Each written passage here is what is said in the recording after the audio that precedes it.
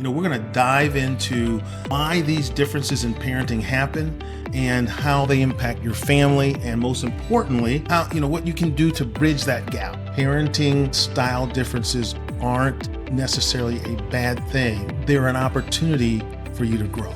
Yeah, both as individuals and as a team. That's right. Because remember, communication, consistency, and compromise are the magic trio.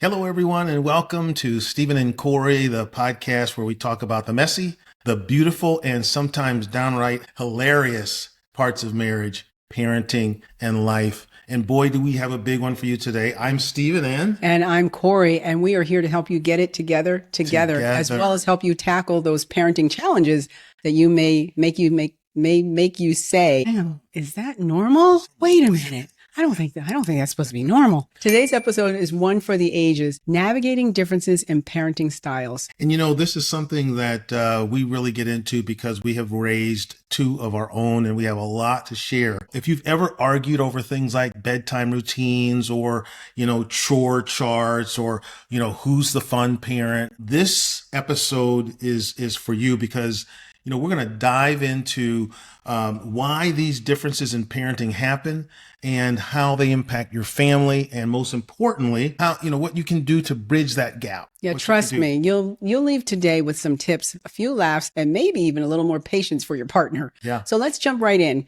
First of all, let's start with the big question: why do parenting styles conflict even happen? Why do they happen? Spoiler alert: it's not because your partner is trying to drive you crazy. A lot of it comes down to how we were raised. Were you in a because I said so household, or was it more of a democracy where everyone had a vote? I didn't have that. Did you? No, No, I didn't either. Our childhood shape our parenting instincts, and in cultural backgrounds, personality differences, and even social media parenting trends. And boom, you add all that together, you've got the perfect recipe for conflict. And conflict it is, because later in this episode, we'll talk about how these differences can actually be a strength for your family. And even when you're arguing, over whether 3 desserts is too many, that could be an issue, right? Yeah. So here's an educational tip. There are 4 main parenting styles. And we covered these lightly in a previous episode when we talked about don't let your children run your house. So the four parenting styles, one is authoritative. And that would be in the realm of high support, high structure. Now, but what's number 2? Authoritarian. Authoritarian. Now that would be high structure, low support. So let's go back to authoritative. Yes. High support, high structure. So I'm going to support you all the way, but we're going to have some boundaries. We're going to have some rules, and you've got to stay in those confines. Mm-hmm. No weak knees and jelly backs on that one. Yeah. And then authoritarian, high structure. I'm going to support you, and you can do whatever you want. High structure. I'm going to help shape you, but you can do whatever you want. Imagine going over a bridge that was built based on high structure and low support. No, they didn't put those things down in the water deep enough to really support it, right? What's the third one there? Permissive, high support, low structure. Now remember, authoritarian is high structure, low support. Permissive is high support, low structure. Low structure. I will support whatever you do. I can't help you. I can't give you any structure, or I won't give you any structure. I'll let you figure it out. I'll let you figure life out, and I support you. Almost every person is one of these or multiple types of these. Number 4 was uninvolved. Low support, low structure. A lot of these kids, a lot of these young adults who grow up with that become statistics because it's unfortunate. Because let's not do that. I like to. It's unfortunate because they really have to make their way with no support or low support and low structure. They have to find someone to plug into because they don't have it at home in their parents. And that can be dangerous. Right. And like we said earlier, normally most of us lean towards one of these. But your partner might lean toward a completely different one than you. And guess what? That's okay. That really is okay. But therein lies the opportunity for a combustible situation, Conflict. conflict, and could be pretty bad. Yeah. So as you know, we like to give you stories that we have from clients or people who have just emailed us or sent us messages online. And so we're going to read the story to you. I have one here. So I grew up in an authoritarian household. And again, what is authoritarian is high structure, low support. My mom's go-to line was, if I have to tell you one more time. That's the high structure. Now, my husband, on the other hand, came from a permissive household. And again, that's permissive, high support, low structure. So we're dealing with, she is high structure, yes, low support, and he is high support, low structure. Put them together and you can have low support, low structure, or you can have high support, high structure, but it can cause a conflict. So let's hear what they say. So the husband came from a permissive household. High support, low structure. Right. So you can imagine the fireworks the first time we disagreed about bedtime. This is what the writer says here. And she says, I wanted lights out at 8 p.m. sharp. My husband said, let them decide, basically letting the kids decide. Because how did he grow up? Permissive. High support, low structure. Let them decide. So guess what? The kids chose midnight, right? Lesson learned. We needed to get on the same page. How many of you out there are very similar where you're at opposite ends of the structures that you came out of? So a couple of pain points from parenting different styles or style differences that we saw here is, let's get real about the challenges. All right. Parenting differences can create all sorts of chaos, like inconsistent rules. I mean, you just saw that inconsistent rules. You say no, your spouse says yes, and guess who the kids are going to listen to? It's not going to be you. They're not listening to the no. They're very, very perceptive. And in a bit, we'll talk about how to stop the kids from playing, the good cop, bad cop game between you guys. Because trust me, they see it. They're way better at it than we are. Every single time we got to call it out. They are. We have to have our act together. Yeah, because when parents are inconsistent, kids feel the confusion. That's the problem. And it's unsafe because they feel confused. Consistency isn't just about discipline. It's about showing kids that you are a united team. Even when you disagree, you're still united. In light of that, we have another story from another couple that wrote in. But before we get into that, I want to just mention that never forget that the kids were given to you, right? You're the one that's in charge. One time, my oldest asked me for ice cream after dinner. I said no. 5 minutes later, I found her eating a giant sundae in the kitchen, courtesy of my husband. When I asked what happened, my kid smiled and said, but Dad said yes. That's when we realized we needed to have a very serious talk about discipline. Yep. So to avoid this, establishing a no undermining rule. For example, what I mean by that is if one parent, says no, then the other parent sticks with that. Even if you disagree with the fact that your spouse said no, you guys still need to come together with this agreement, having a united front in front of the children. Yeah. And can always talk about it later. You can go away, talk about it away from the kids. Away from the kids. Your children do not need to see you trying to get on board with each other because again, they'll be like, let's see how we can knock them off board again. Yeah. It's just their natural instinct of survival. Right. It's not like they're trying to destroy your marriage. They're just trying to get what they want. So when you bridge the gap between communication and collaboration, there's good news here. You can navigate these differences. Step one is the communication. Yeah, I know. It's the evidence. It's the advice everyone gives. We talk about it all the time. Communication. This whole podcast is communication, finance, and intimacy. Communication is the number one topic. And it's also something we talk about all the time because as much as we give the advice, no one actually follows it. No one follows it. When was the last time you and your partner sat down to talk about your parenting goals?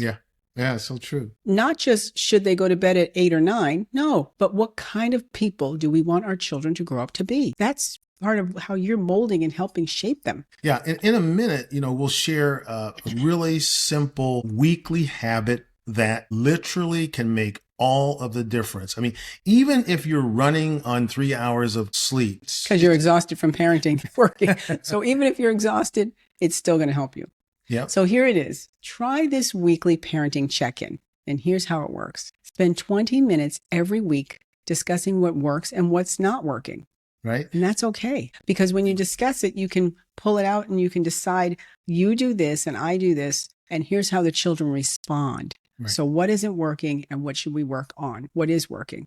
Focus on solutions, not blame. You don't want to point the finger. We've said that many times. You're pointing the finger, three are pointing back at you. Right. So not the blame game, but focus on the solutions. How are we going to make this happen? And with one actionable step for the week ahead, what are we going to do together? If you do it and I do it separately, they're going to see it and realize they're on the same page. So if your child tries to come to you with something and you're on the same page as when they go to the other parent, they're going, okay, that's not going to work anymore. Trust me, this one habit can turn chaos into teamwork because your children see that. Absolutely. And let's see, we got another story coming up here. Let me just see if I can get this up. So this one says, my partner and I started doing the these check-ins. Yeah.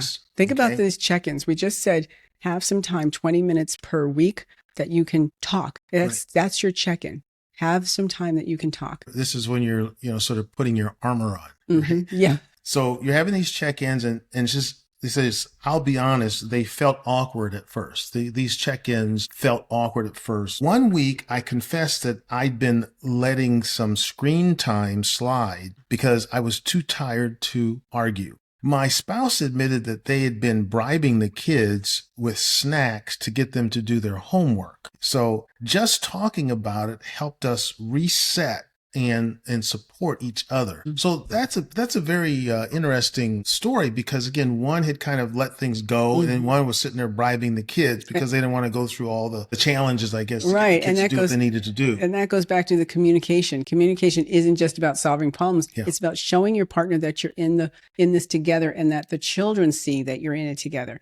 Because when you start slacking and they start slacking, the children they don't know what's going on. We've got an opening here. So there's some common mistakes as well. And here's some things that you can do to avoid them. So in terms of talking about it, mistakes, we've all made them, first of all. Okay. And that's okay. Yes, okay. It's really okay. But sometimes mistakes can create bigger problems, down the road. And so some of these mistakes are, number one, you just avoid tough conversations because it's like you avoid conflict. So let's talk about that. Avoiding tough conversations. Where does that put your family? Because you won't have the tough conversations, but we just told you that you may need to have the conversation of how do we want to raise these children. So are you going to teach your children not to have tough conversations because you don't? Because they mimic what they see. So if you're not having the tough conversations together, and there are certain conversations that your children should hear so that they can see you're aligned. That's right.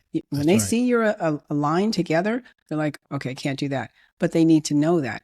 And then criticizing your partner in front of your children, that's the worst thing you can do. Never. Because then they can come back to you, well, mommy said this or daddy said this, or I don't think you know because mommy doesn't have confidence in you. So when you criticize your partner in front of your children, you're setting up a duplication pattern and they may do it to each other and then they may do it to their spouse one day. Right. Also, the other thing that I think is very important to think about too is if you're a spouse and you allow your spouse to do everything all the time. So you let one parent essentially take the lead all the time. When that happens, again, these kids are very smart. They're ultimately they're going to default to that. Okay. And if they have been working on sort of some leverage with that one parent that makes all the decisions, those kids are going to go working on that parent because they know the other one is not going to make any decision about it anyway. So and the level of respect goes down. If you're not helping make decisions, they don't respect you for your advice because you're not even telling them a decision to make about their life. So they really don't care. Yeah. And again, we said earlier, they don't mean any harm. They just want what they want. Yeah. You've heard we people have to know that. You've had people say that, well, my mother and my father weren't really involved in my life. That might be because they chose not to lead right. in certain times, in certain areas. And when you lead, your child sees you're involved, you care. But later we'll share the one mistake that almost derailed this couple's parent teamwork and how they fixed it. Okay, so this couple's story starts with this one. I'll never forget the time I snapped at my spouse in front of the kids. Boy, you never do that. I said something like, why do you always let them get away with this? You could see the kids' eyes light up. They knew they had just found a crack in our armor. From that day on, we made a pact. Disagreements happen behind closed doors. Now, ladies and gentlemen, let me just pause here for a second and say, as I said earlier at the beginning of the show, we have raised two ourselves. If you don't believe what I just read from that other couple, you're fooling yourself. These kids are smarter than you know. They absolutely will figure it out. And if you don't make a pact, the two of you, husband and wife together behind closed doors, that we will remain in solidarity against these kids, then you're going to lose the battle. Okay? What do you think? Okay, Then? hold on. Against these kids. War. It's a war. No, it's not. But think about this. Children are in a mode of constant learning. They come to you as babies and they are in a constant learning. They're learning Amen. patterns. That's They're good. learning how to figure things out. They're learning how decisions to make. And you reward them in every decision they make. Right. Whether it's they're learning how to walk and you reward them for walking. They learn how to feed themselves. Well, guess what? They are learning from you and you're Exactly. rewarding their behavior, Yeah. whether you ignore it and just let it go. That's a reward because they're like, well, I can get away with it. Or if you hover over them and you are too intact, then you're telling them this is how it's going to be. And they are afraid to make a decision without you. So it's a balance because they're in a constant learning. That's good. And they want you to teach them. They're not going to say, teach me. They're just going to be around you and mimic you. Right. You have a certain kind of conversation, they'll have that same conversation. They might not even have it in front of you, but when they get outside the house, you don't know how they're speaking unless you know how you're speaking in the house. Well, my father says this, so I can say it. So again, you have to create a disagreement plan. The things that you choose to disagree with, or the things that when disagreements happen, what's the plan? That's really good. And it's okay to be, it's okay. You have to choose your battles. You can disagree on certain things and say, okay, that's fine. We don't agree on that. But that usually has a level of, that might be like a 1 or a 2. We can disagree on that. But at level 7 through 10, no, we have to be in agreement on this. That's right. So have that disagreement plan in place in case one of you disagrees and you got to get back together. You know, one other thing too is when you're establishing this plan and this agreement, you know, some of you may have households like ours where, you know, Corey was the homemaker. And so she was home raising the kids all the time because I traveled a lot. However, one of our agreements was that she could actually use me as a lever. It was more like when your dad gets home, or I'm going to say something to your dad. It's fascinating how quick those kids would straighten up when she would use me as a lever, and we'd have a conversation. And maybe while I was traveling, she could share with me some of the challenges that she was having, and we could deal with that even when I was away. And here's the thing, you have to be in agreement on that as husband and wife, because I could say when your dad gets home and he might, if he didn't agree, he'd be going, he might say, I don't want to do this. Right. I just got home. Yeah. I don't want to discipline. I don't want to talk to them about that. I just want to be the fun dad. So you might have that responsibility also of, okay, we're going to lock arms and we're going to agree that this is how we're going to approach the situations in head.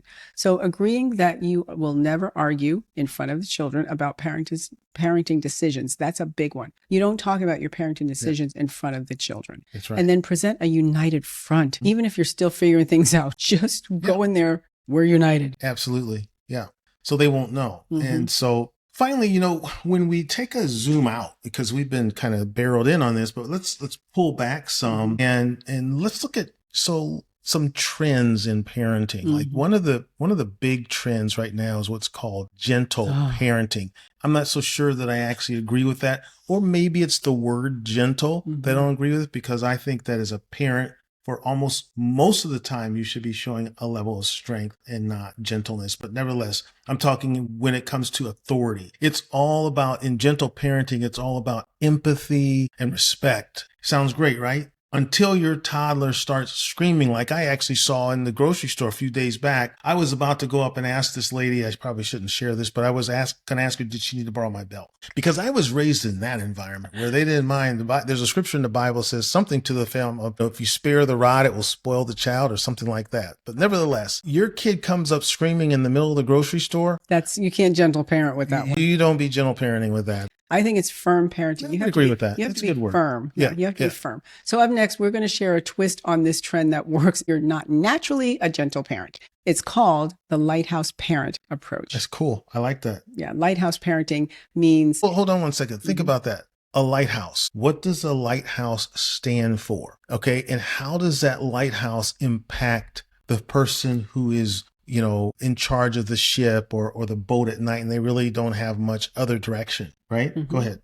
so lighthouse parenting means guiding your kids while letting them make mistakes. You're their anchor but you're not micromanaging their every move. It's That's right. about finding the balance between structure and freedom. You know, that reminds me of someone had shared to me that effective parenting comes down to establishing a deep root system, okay, in terms of what the kids believe, what they don't believe, how you train them, but roots and wings, roots of stability, and ultimately at some point wings to fly away. Well, here's a Yeah, I'm going to read this one. You want to grab this one? A good Okay. one. This is gentle parenting. I tried gentle parenting last week. My 3-year-old wanted candy before dinner, and I calmly said, I understand you want candy, but it's not time for that. You know what he said? Okay, can I have it now? Let's just say I'm still learning. Yeah. So Right. the gentle parenting, sometimes children do need an explanation outside of, I understand that. Or because I said so. Yeah, it could be, this is not the time. You know what candy's going to do to you? Yeah. And we don't want you tossing and turning and getting bad sleep. So I'll tell you when you can have it. You can have it tomorrow after lunch or something like that. Give them a destination so they can look forward to it. What would be a takeaway from this conversation? So I would say that parenting style differences aren't necessarily a bad thing. They're an opportunity for you to grow. Yeah, both as individuals and as a team. That's right. Because remember, communication, consistency, and compromise Right. are the magic trio. Yeah. You have to have consistency, communication, and compromise. Yeah. We talked about communication, consistency, be consistent together, and that compromise. Again, that level, is it a level 1 of importance or is it a level 10 of importance? So today we talked about why these conflicts happen and how to handle them, and even some current trends to try out the gentle parenting or the lighthouse parenting and see what happens. Yeah, I would say lighthouse parenting is better than gentle Yeah, parenting. All right. And so just, if today's episode resonates with you, and it's not easy, folks, it's not easy. But if today's episode resonated with you, share it with fellow parents, because a lot of parents are looking out there and looking for different ways of doing things, and they could use some encouragement. Yeah. And also, don't forget to Subscribe. like and subscribe. Yep, to Stephen and Corey for Yep. more tips, stories, and laughs about marriage, parenting, and personal development. So we're having so many of these conversations with you this year and throughout the next episode. So check it out. Share it with others.